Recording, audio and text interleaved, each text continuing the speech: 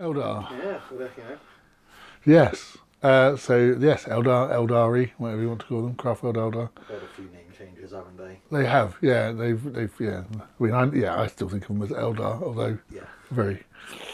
Uh, so yeah, I remember. Um, I remember the. I've been a fan of the Eldar basically since Road Trader, and I remember the artwork spread. There's a bit of text on the side and there's a big black and white picture of them like coming down almost with these fairy-like wings and like talking about the Eldar as these mercenaries and this capricious sort of like fighters that you can't trust. And it was just this completely different take on like elves and things already, just from that spread of, and it looked completely different to anything else in the book as well. And But for me, it was really White Dwarf 127, which was the big relaunch of the Eldar, the Jez Goodwin redesigned range, the updated background for all the Craftworlds and things. And it's I suppose it's kind of typical of White Dwarf in the day because it didn't actually have any Eldar on the cover. It had a dragon on the cover, which wasn't really relevant to anything in the book. But it had pages and pages of all the new background. It had the new army list and the colour schemes and like I say, lots of Jezzy's concept sketches. And that was, I think, more than anything, just seeing those sketches is what, the miniatures were amazing as well, but just seeing that part of the process. Yeah. They released the Eldar sketchbook as well, didn't they? Yeah. This was obviously much later. Yes. A collection of Jez's concepts. Yeah, They yeah. are stunning. Yeah, absolutely. And it was, and I was, at the time, it was a big influence on me as I was trying to be, that's when I was still aspiring to be like an illustrator rather than a writer. Yeah. And there is a through line really because I was copying Jezzy's style and what he did, obviously much, in a much more kind of like 15-year-old fashion, well, it was 17-year-old fashion later on. And one of the things that I copied that style for, drawings for, were my own concepts that were like the visual concepts for the race that ended up we used as a basis for the Tau. Sure. So that being inspired by those sketches led to me designing a race. Not again, like visuals were completely different. They were like lizard men in space, but like just seeing them and wanting to do something like that. And then I came up with like the caste system for the town, fire warriors, and all this kind of stuff. And then that's what we dug out sort of, and I went back to and polished up a bit that I wrote when I was 16, 17, when we were pitching the Tau. So there's always been a connection really between the Eldar and Tau behind the scenes as well. Yeah, so another video there. I think. Yeah, probably. Oh, well, yeah, absolutely. The Tau is the thing in themselves. So there was, and they were one of the things that I had with me when I went to my interview at the design studio. I had all these concept sketches and the background I typed up along with a whole bunch of stuff, which I hope, obviously contributed me to getting my work.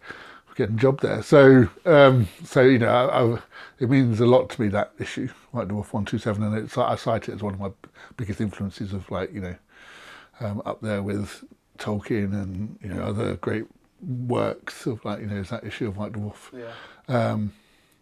But the strange thing being, there was another, actually, funnily enough, there was another connection as well, which was when I went to the design studio to do my interview. And I was being given a tour around and talking to various people, and Andy Chambers and Jervis Johnson were having a playtest game of 40k, and the thing they were playtesting was the Falcon Grav tank, the new Falcon Grav tank for in 40k scale. So because they've been in Epic, which was something else we'll get to in a minute, but. And I remember Andy Chambers saying to me, "Well, what do you think?" And I was like, "Okay, I don't know. It must be really hard to balance a flying tank, because tanks are really powerful, but they're not very manoeuvrable." And he's like, "Very sensible." I was like, "Good. I think I handled that well," and sort of like carried on, So, but then it was I joined. Because I joined just after second edition 40k came out, so in the first few months really of me being in the design studio, Rick and Andy and Jez were working on the second edition codex. Sure. So I got to do play testing on that. I had an Eldar army. After White Dwarf 127 came out, because I had a few Eldar bits, but it's like, no, it was probably the first 40k army I properly collected. Like, I had some Space Marines, had some bits of Tyrion, you know how you get a bit of everything, but it's like, no, there was a very modern looking, very easy to use army list. Everything was very streamlined because everything was on just like aspect warriors and stuff, so it was very easy to choose armies, and like that was a step forward compared to some of the really ancient kind of like rolling on D100 tables and all sorts of stuff. I don't know, so yeah, the miniatures, you know, from the get-go, I just want, you know, I remember going to a games day, and for some reason, the Exarchs were sold in blister packs of 2. Sure. Yeah, so I had to buy 2 X, and I didn't want 2 Striker Scorpion Exarchs, and there was somebody random who was standing next to me and looking at them as well. It's like, do you want to split a pack? He's like, yeah, we'll do that. So I bought it, and he just gave me half the money, and we just split the pack there and then. Sure. And I just had, you know, because I don't want 2. I want, you know, in fact we might split 2 packs containing one of each, and the Fire Dragon Exarch as well, I think. And actually collected a whole bunch, bought a whole bunch to the next games day, and took them home and painted them and stuff. So yeah, I had an Eldar army. It was basically when I joined the studio of not a massive one, but it was handy. To get some games in and stuff like that, and then, going to the studio, Rick was working on the new army list for the Eldar Codex and stuff, and all the second edition data cards and stuff. So yeah, we got to try out some of that. But that was it really, I suppose. There wasn't a lot because, you know, stuff tended to be for second edition. It was like the Codex came out. And then move on, yes. And so I wasn't sort of like fully qualified games developer, and we were doing the Citadel Journal and all that kind of stuff. So although we did a bit of playtest and didn't really focus on it. So it was really third edition 40k when I got to get my teeth into them. Okay. How do you get, you know, the job then for third edition doing that Codex? Well, it was before then really, because I'd moved, so I'd spent a couple of years on White Dwarf by that point, and then moved back up to games development after White Dwarf, and we'd done Gorka Morka, I'd done Dig and Knob, so basically, and I'd done this Codex Sister Battle, so that was my first solo Codex essentially, for just like the tail end of second edition, basically the real tail end of the second edition. But again, another fun, great project of like very little kind of pressure on it, and working with John and Jez again. So really it was the army lists for the third edition rulebook, because we were going back to basics, and it was just a case of like trying to design the core of every army. So the Space Marines, the Imperial Guard, you know, the Eldar. So that was really the first influence I had on it. It was like, because we were going to, you know, it's like, okay, how do we want, you know, under the new system, how do we want Guardians to operate? Or this is how Shuriken catapults are going to work, make them assault weapons. We're going to make it a very mobile army. The way the armour worked was very different. So again, it's like we could do things with their armour and stuff. And but one of the main things, was just a lot of cosmetic stuff, but renaming stuff, changing things so they were more Eldar. So we end up with, changing it from Eldar Dreadnoughts to Wraith Lords, for instance, which nobody thinks about now, but I used to, you know, it's like, so it's a different name, it's a different thing, and a different vibe. And then obviously, in the Codex itself, the what was at the time controversial choice to give them toughness 8, which basically made them immune to bolters, basically. But it was a different, but basically a different damage profile really to an ordinary dreadnought, because they were supposed to be different. That was the point. But we did a lot of that, and the idea that, and like making the decision that, again, to make the army more distinctive, so we ditched all the las guns on the Guardians, said, you know, Guardians just have Shuriken catapults, and that's one of the things where the army started streaming a lot more in the third edition. I think we had a lot less, you know, Rogue Trader, like pretty much everyone had anything, you know, you could have Harlequins with Land, everything had to be sold to everyone, so Harlequins with Land Raiders and all that kind of stuff. And then the Codexes in second edition kind of streamlined that a bit, but there was still quite a lot of things just being called las cannons and, you know, whatever else. So third edition I tried, you know, both in terms of the design of the army list, but just in terms of the overall presentation, is make them much more, you know, their own thing. And I was also, because we were toning, one of the main things, because we were toning down characters in general, and also just the number of characters you could have, the Eldar had this particular issue with the Exarchs, because originally, again, Exarchs, they were these individual characters that run around and do their own thing, and they were much more like Autarchs became later. They could have different war gear and things. You just give them. So again, at that stage, we made the decision to turn them into squad leaders. They were the equivalent of the veteran sergeants type thing. So way of being able to keep them with some kind of unique identity, but toning them down to fit third edition. Yes, exactly. Yeah, and third edition tended, trying to be more squad based and stuff. Anyway, so bringing them into squads, like so, they, look into the background, and there's still the idea of them being these kind of priests of Cain and all the rest of it, and leading their, but yeah, on the tabletop, like cementing more into the operation of the squad rather than lots of these like independent freestyle characters running around, because we also had avatars and farseers and warlocks, and again, it's become less of an issue going forward. But right then, it was very much trying to streamline everything, just make everything the basic building blocks of the army a lot more manageable, really. But that was a lot of fun. Did you have free reign on those kind of decisions, or was there? It's hard to, I don't know, because I think I did have quite a lot of freedom, I suppose, looking back. I think, there wasn't a point at which somebody said, do this, it was more a case of ongoing discussion. Yeah, and as long as it kind of fit within the... Nobody told me not to do it, basically. There wasn't a point, and especially with things like, ditching the lasguns, which was like a very range kind of important, decision and stuff. But it worked in a way because there wasn't any ambiguity. So it's like, well, if you had an Eldar Guardian, they've got shuriken catapults. Yeah. So regardless of what the model looks like, you knew what they had at least until we transitioned to updating the models and making up, doing all that kind of stuff. Yeah. And the same with the trying to get the heavy weapon platforms to be proper floaty heavy weapon platforms and the support weapons. And so there are lots of things that were kind of there but weren't there from Rogue Trader and through second edition that we tried to like really make solid sort of decisions about how does this work as a model, and how does it work in the game, and how does that fit with what we actually sell in the range and all that kind of stuff. Because there's lots of legacy across all the armies, but the Eldar again they'd had this big revamp for Rogue Trader, and then as I said, there wasn't a lot done them, particularly in second edition.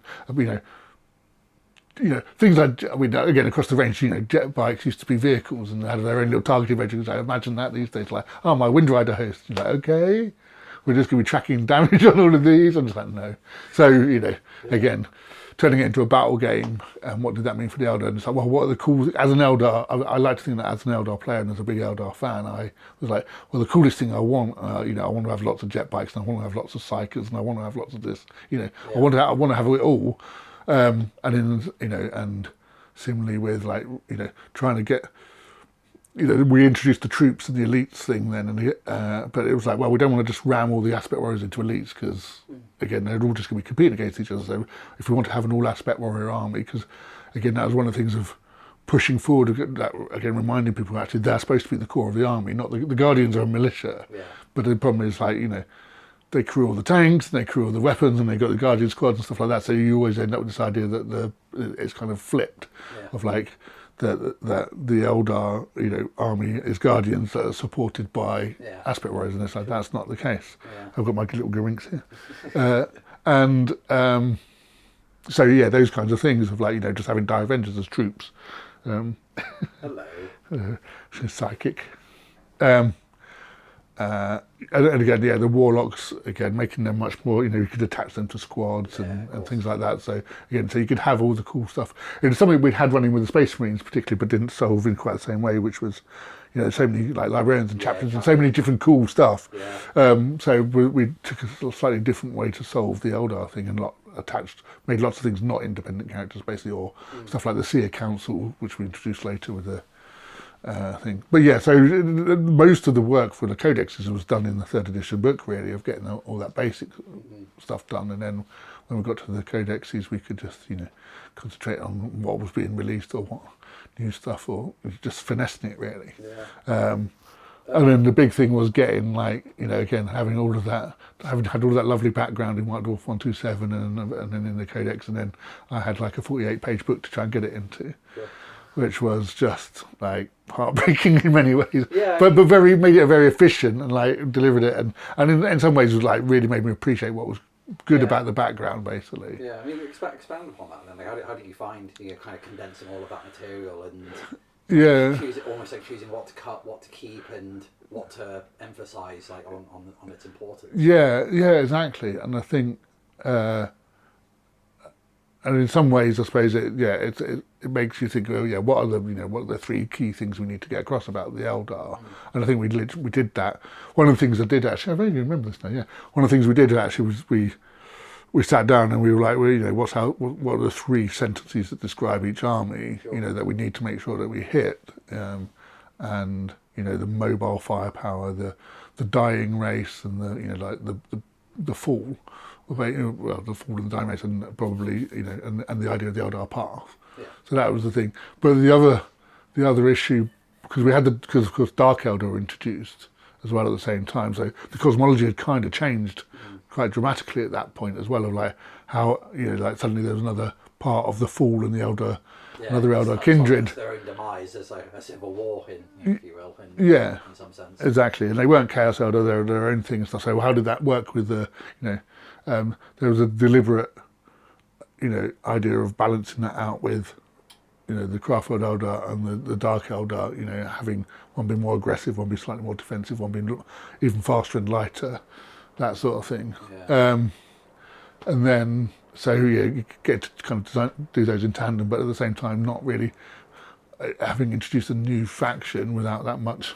Yeah. 3 lines trying to condense everything in, and having the Dark Eldar, again they didn't have introduced an entire new faction of the Eldar without really very much room to explain them. So some of the job of the Eldar Codex, because it was Codex Eldar, was acknowledging Exodites exist, Harlequins exist, much like the second edition Codex did, but without getting into too much detail and not really being part of the game. But like they're still part of the universe. World. Yeah.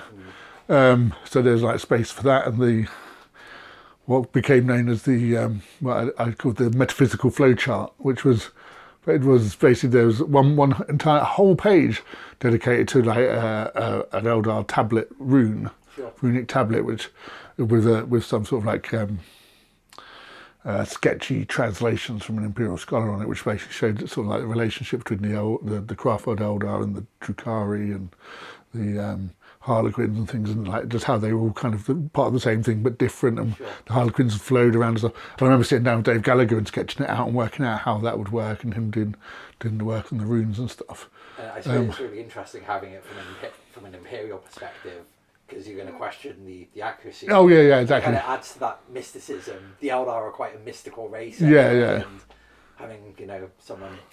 Yes, the unreliable narrator trick, basically. Yeah, and I wouldn't, anything that an Imperial scholar looks at is the most unreliable of narrators. Of course, yeah.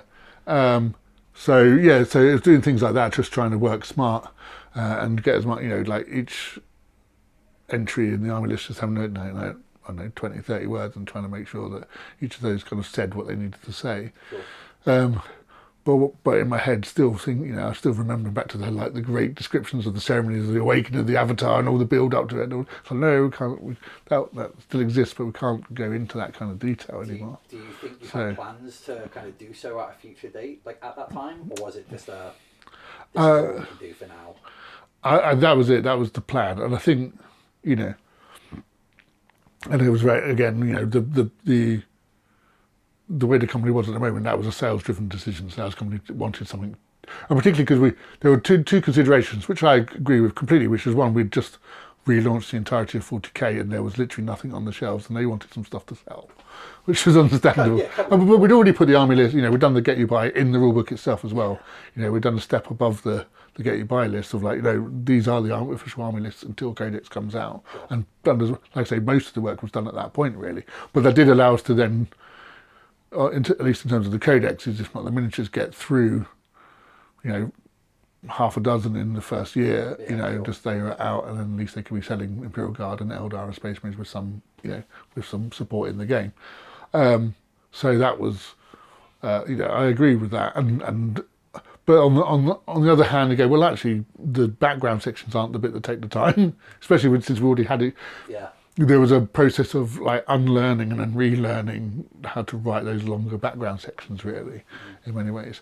Whereas if we had which, third edition, lots of people cite it as having a big profound effect on the way that 40k was presented compared to second edition, because it was darker and grimmer and also, but a lot of it was forced on us or was necessity of having to present much more stuff in universe and with scanned information because we couldn't have all that space. So there were good effects from it in some ways of like how to present. I've learned, and I still try to use this today, like present background that's very efficiently done and done in a characterful way, and tends to be like artifacts of the universe itself rather than just pages of Word of God. But the pages of Word of God are kind of cool as well. It's like it's a nice balance. And then the other thing was that because the codex was being released, but the miniatures schedule was still kind of catching up with a lot of that planning. So there was a second hit of Eldar miniatures that needed to come out. So that's when we came up with the idea of doing Codex Craftworld Eldar. And we did the first variant lists in the codex, which I'm, I don't know, I've spoken before about,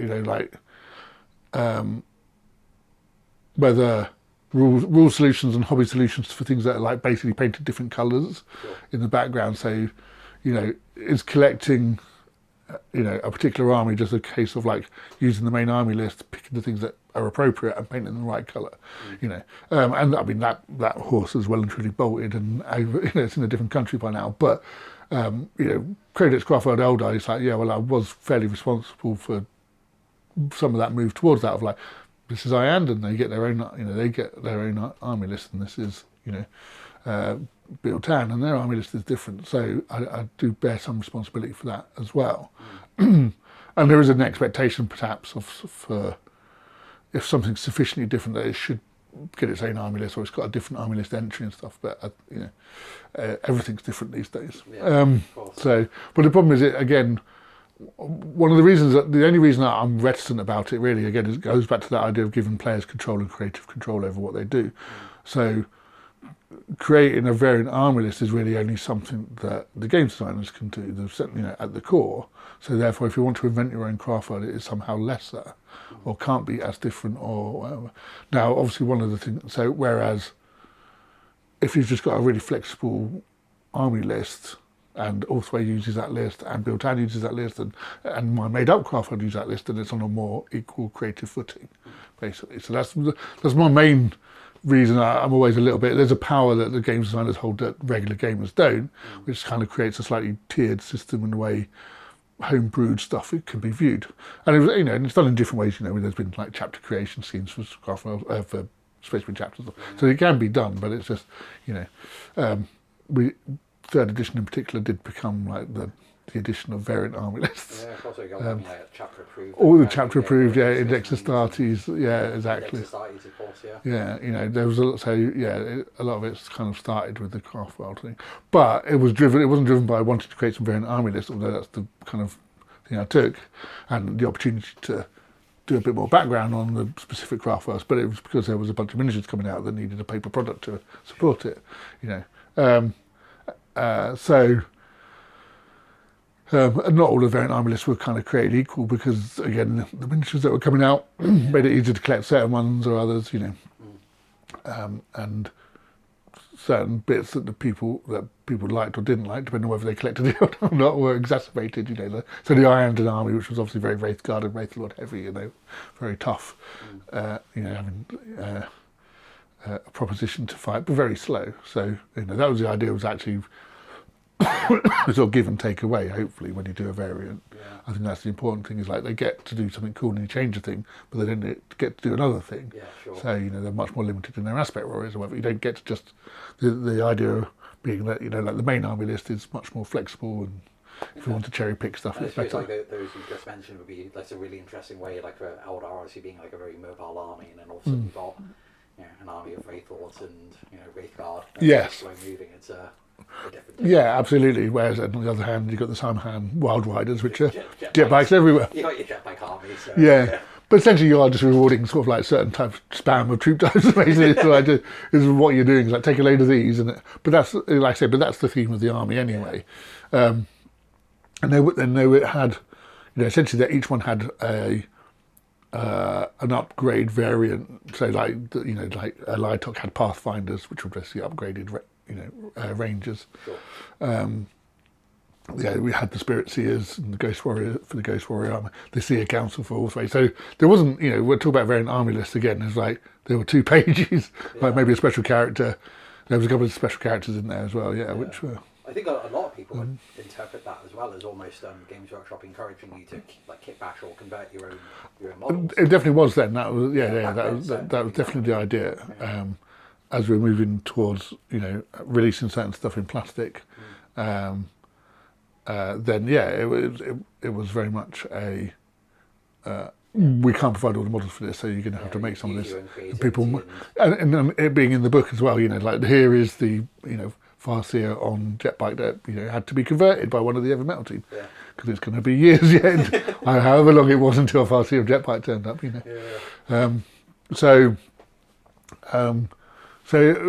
I think and again that was.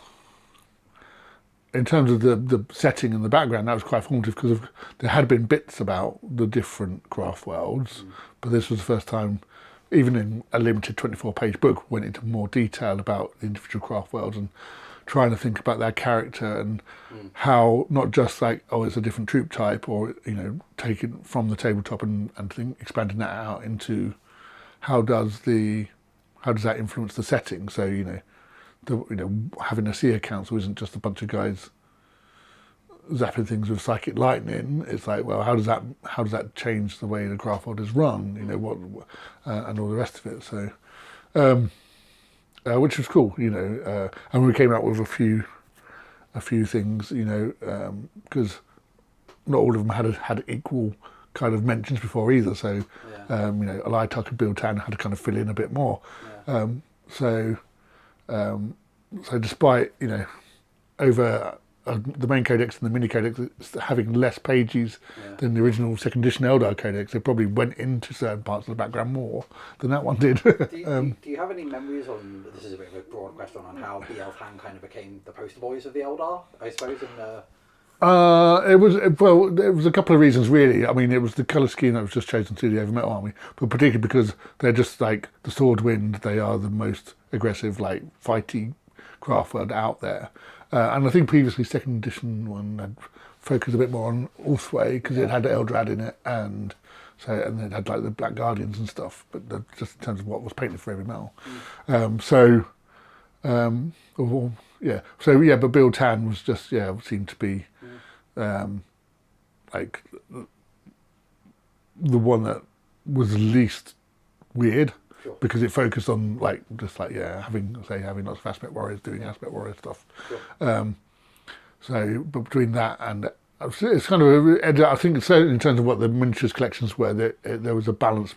The 2 main ones was the Bill Tan and then the Allsway. We got quite a big variant Allsway one picked up, and then obviously the Wind Riders one, the Samhain one as well. Kind of, they were the 3 main ones that we had for quite a long time in the studio to use. So it wasn't until later when we could have like plastic Wraith Lords and things that we could get around to doing our hand and then stuff like that. So and then that was it. Again done by onto other things really.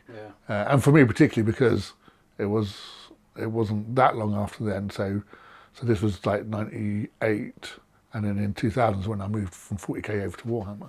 So that was it, I wasn't working on any of the Eldar from then, really. It was 6th edition fantasy for you then, wasn't it? Yes, The Dwarfs book, I think?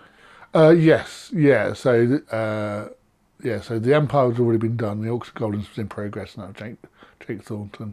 And then, I got Jake to do the High Elves, and I did the Dwarfs, which was the first part of that. And that again, it was interesting because, of course, trying to do similar things, but in a different things. Like, well, okay, High Elves in Warhammer Fantasy. What have I learned from doing Eldar in 40k, and like not literally in terms of the rules, but how do we make them more characterful? How do we have a like a yin yang thing with they were much more defensive versus exactly, and roles, without them. I always look at them as like they don't exist in the same space, but they're both drawing from the same creative well and coming up with different solutions to the same kind of concepts and ideas. And again, there is always that common factor of Jez Goodwin designs and stuff at that time. But it wasn't the end for the Eldar for you, was it? I mean, you got your novel. No, yes, exactly. So that was one of the other things was Path of the Warrior, really, which was actually, let's have a look. When did it come out? It'll be coming out for its anniversary soon, I suspect. Which is scary. 2010. So it was a little bit later. Sure. So, and it was, at the time, it was a bit of a punt for Black Library to do a non-Imperial book. Hadn't really done it, and I was really keen to do an Eldar series. And and I I was very much in the mode of wanting to, they were doing trilogies and stuff, and I had this idea of this sort of like triumvirate of books that kind of told the same story but from three different perspectives. And actually, and it was almost, the titles almost suggested like Path of the Warrior, Path of the Seer, Path of the Outcast just worked really well. Yeah, sure. And the Eldar Path was a trilogy, and I pitched that to Mark Gascoigne at Black Library, and they liked it, and we obviously went through the commissioning and stuff like that. But it was having had very little opportunity to really delve into the Eldar background. This was the opposite of like, well, we've got an entire trilogy of novels now to kind of get stuck in and get really into Eldar life, Craftworld. How do they work? The thing is, what I've come to realise, I mean, the Eldar are cool, and the Eldar are high tech and ultra tech even, and space elves and all kinds of cool stuff. But what I've realised I'd really like, and that's why I really like the Eldar Path and stuff, is there's a very distinct psychology to them because of the Eldar Path and because of the fall. And so, it's easy saying, oh yeah, they feel everything to extreme, and then therefore, they made this bad god that ate them. But what does that actually mean? And that overhanging, they've got such a narrative to them from that background that we kind of made, again, it took them from just being an idea into a fully fledged kind of like faction for 40k that tied in with the cosmology and everything else. And I wanted to explore that. And very much, having worked on the codexes and things from a battles point of view, what I really want to try and do is really get into the idea of the Eldar Path away from the battlefield. But obviously it's a Black Library novel, it's going to have some fights and stuff, so we'll start with Path of the Warrior. But the idea that it's not, that kind of reversing most people's expectations, which is like, they see the end thing of like, oh, here's a fire dragon or a Dark Reaper or a Bone Singer or something, and thinking that's the thing that the path is like. No, the thing is a psychological driver that they're trying to deal with. That there's something, they compartmentalise their psyche, so that that is the Eldar Path. So they're not again 2010, the last 15 years in terms of our understanding of neurodivergence and all kinds of other stuff is like fascinating. And I wouldn't, it's like not, I have some personal experiences with aspects of that now, but also just. But yeah, that's that idea of not being able to deal with themselves at once and then actually creating this thing that kind of destroyed them. And so they have to be lesser. They can't be what they were before. They have to stunt their psychic powers and cut them off. They have to not feel as much as they used to feel. They have to learn how to live in the world without, with this terror overhanging them. And I find that it's just a fascinating story, and being able to chart that in an individual. And literally, trilogy size, like creating a love triangle. That's kind of like the basis of the plot and all the rest of it. What does it mean to walk the warrior path, to become part of a shrine, to dedicate yourself to this war god and all the rest of it. So again, all the mythology, the layers of the Eldar, sort of all become intermeshed. And then I remember, so Lindsay Priestley was the editor on that, and there's one particular bit where because again, the idea of the war mask they have to put on, it's like, get your game face on, but for them it is literally a psychological trigger of just like, putting the rune on activates kind of like that part of their brain, and so they can, switch it on and off and not just rampaging around the Craftworld all the time. But there's a lot of downtime, and one of the bits is, there's a bit where they're basically in a Craftworld canteen. That's what it is. They're there and they're eating stuff, and obviously it's all post-scarcity, so they're not having to pay for stuff and things. But Lindsay was like, you need to make it a bit more alien. I can almost just imagine them with their trays and stuff, and pushed it. So There's literally there's like crops growing and things, and so like they can just harvest what they want from, and trying to make it sort of like how do you take everyday stuff and make it more Eldar and more weird, and the idea of the latency, because again it's always that thing of like, oh, the Eldar are a highly psychic race. So they can see far in 100 years into the future, and they can shred your brain. But actually, what does that mean in terms of their society? And they're having this psychic connection through the Infinity Circuit all the time. They're always aware of each other. The magic Star Trek doors work. Like knows when they want to open because they want it to open. And the fact that and then again, especially through the series, the idea that the Craftworld itself is aware, is as part of the Eldar society, and maybe even is manipulating the Eldar themselves into certain. It's like, oh, okay, it would detect their vibes, and it's like, oh, okay, right, we need to encourage them over to towards the temples, or we need to we've had a big defeat, everyone's grieving, and I'm going to accommodate that. And so it's part of an ecosystem, and there's a psychic ecosystem as well as a physical ecosystem, which is very uniquely Eldar, different to like a Tyranid hive mind where you're only the biggest things have actually really got any kind of conscious sentience. And that was just book one of like, and then so book two is like, oh, okay, how do we do this? Okay, the seer, and again, pushing me into that psychic side of it, but the idea of the self-fulfilling prophecy and the dangers of having psychic power and being able to see the future and having that free will or that consciousness. Yeah, absolutely. Yeah, exactly. And letting her personal feelings perhaps guide what she wants to see or not see, and bringing about an end that she didn't encourage.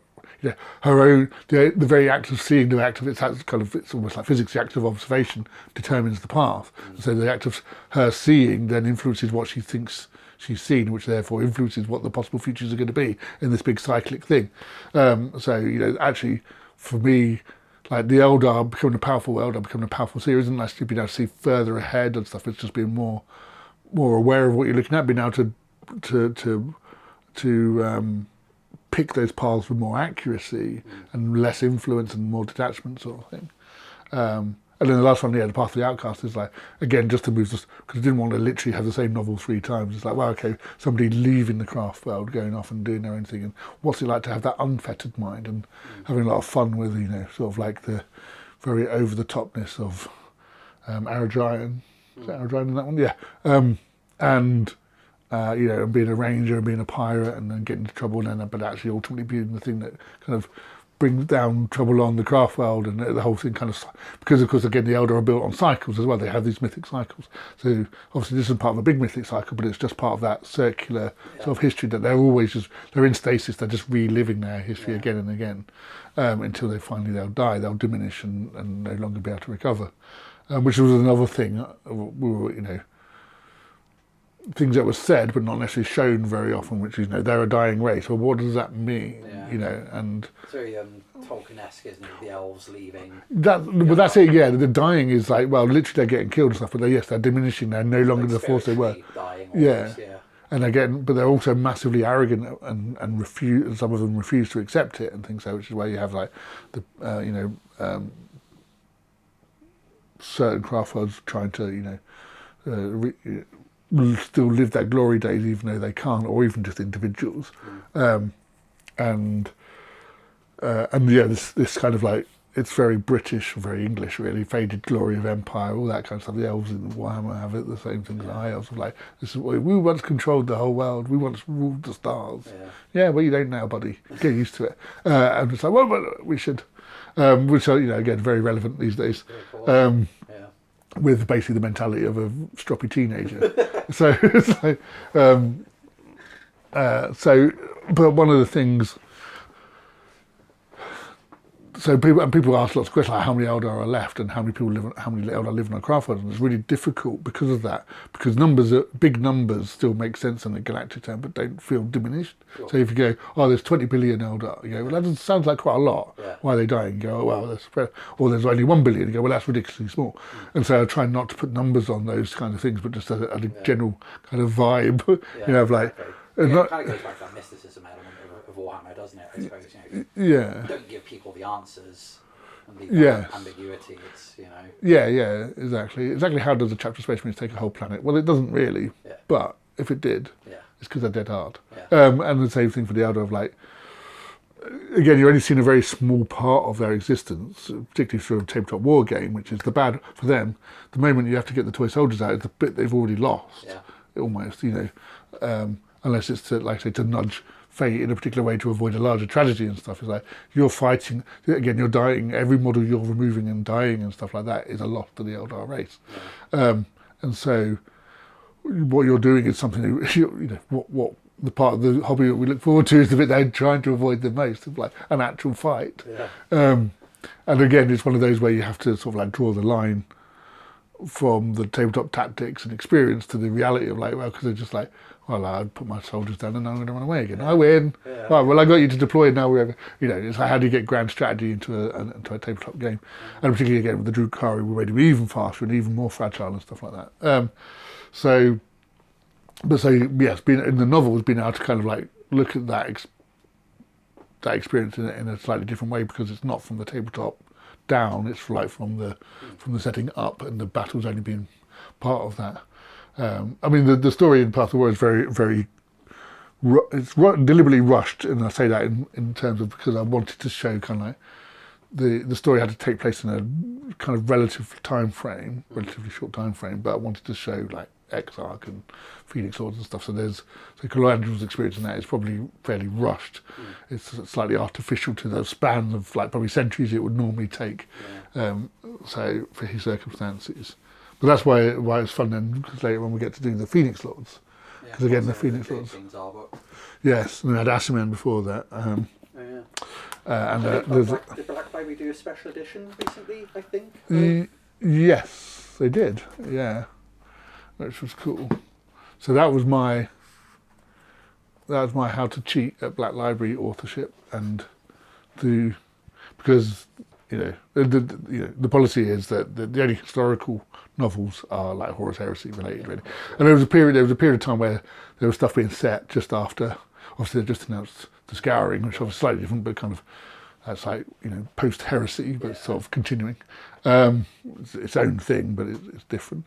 But there were a few novels that were kind of scattered around. Yeah, so a bit nebulous and kind of. Yeah, and we had things like Space Marine Battle series, which was deliberately like historical refights almost. Yeah. But they wouldn't let me like just do Horus Heresy, but with the Phoenix Lords. So essentially, Vassiman and this one had to kind of like have a present day storyline, which then kind of segued, and I sort of interleaved with backstory, really. Yeah. So that was my Trojan horse, really, for being able to look at the origins of the Phoenix Lords and look at the Eldar before the fall. And the great thing about that is it's even more removed from the tabletop experience, because in the same way that the Horus Heresy is very good at like showing how things have changed in 10,000 years. And well, it was the Eldar at the fall were not like the Craftworld didn't just ping into existence, and the Drukhari didn't suddenly become the Drukhari and the Harligans or whatever. So being able to trace stuff back to their roots and thinking about all the cool conversations I had with people like Jez and Rick and Andy about what were the cults like, lots of stuff, because the Dark Eldar obviously like the purest version of the Eldar as they were at the fall, really, and so kind of, but even they're sort of a bastardized version. So being able to like just set some of the stories literally at that point and look at elements of what the society was like before, but also just like the bits we think of as the Eldar are just the bits that succeeded, that the most survived the fall the most, and like evolutionary almost. Like there are all these weird factions and little sub-empires and other things, and running into these things at that time where everything's just kind of broken and nobody really knows what's going on, and discovering Tears of Ishtar for the first time and Spirit Stones and all this kind of stuff. So it's but then making that again, part of that cycling thing is making that relevant to the current day storylines of like these Phoenix Lords are myths brought to life, and that is part of the thing of like what made them different. And that was the other things, like what's different. They were like described as the first exiles, but they're obviously not just super exiles. There's something slightly different. There's and for me, there's there's something very distinctive about the first Phoenix Lords, and one of the things being, again, developed over the series of the books is like, we know that Exarch armor like contains the spirits of all the former kind of like of Exarch and stuff, but they become this kind of stout entity that is that Exarch. Whereas the Phoenix Lords are still the original soul. It's the original spirit that's in charge. It is Asim and it is James R. They're still running the suit, even though everything else is. There may or may not be a physical body inside, or not. But all the souls, the psychic essence they absorb is basically sacrificed to them, and it was kind of like a bit thinking about how the Avatar absorbs the soul of the young king and all that kind of stuff. So again, because I love the cosmology and thinking of how does it work then, and I've not got it here actually, but obviously that once we did a couple of books on the Inari as well, and again they mess around with the cosmology even more, and they have have they got a solution to protect them from Slanesh, and how does that actually work? And again, looking back to like just glimpses of who were the Eldar originally, what did the old ones create, why do we always think of them as this psychic race? And go, well, maybe they were purely psychic beings, and just getting to play with some of those ideas, and they're not, they can't make them front and centre because they're not. These are novels about characters and their stories and things, but just how that influences those stories and how do we get to examine it, it's cool. It's just getting to have great discussions about Eldar background, but in prose really, and being able to get some, the obscure stuff that you think about. Because I like, I just like my pattern making brain link stuff together. Oh, that's like that. And well, actually, obviously that means that this works like this. The Eldar souls, if they're being reincarnated, but they're not anymore, so that means it has these consequences. Well, how do the Harlequins? How do they fit into that? And all that kind of stuff, and making it work, not in a functional sense, but in a kind of cosmic sense, is just immensely rewarding. And one of the reasons why I really enjoy messing about with the Eldar and stuff, because they're built on it. That's my journey with the Eldar from, and why they still fascinate me today from, that first image of these mysterious, enigmatic aliens, and it's the alienness of it, I suppose, coming down through to, I say, being at the Inari in the background, and the consistency's been there, but there's always something new to explore with them. And hopefully, yes, I'll get back and be able to write some more novels about them at some point. So, fingers crossed. Yeah.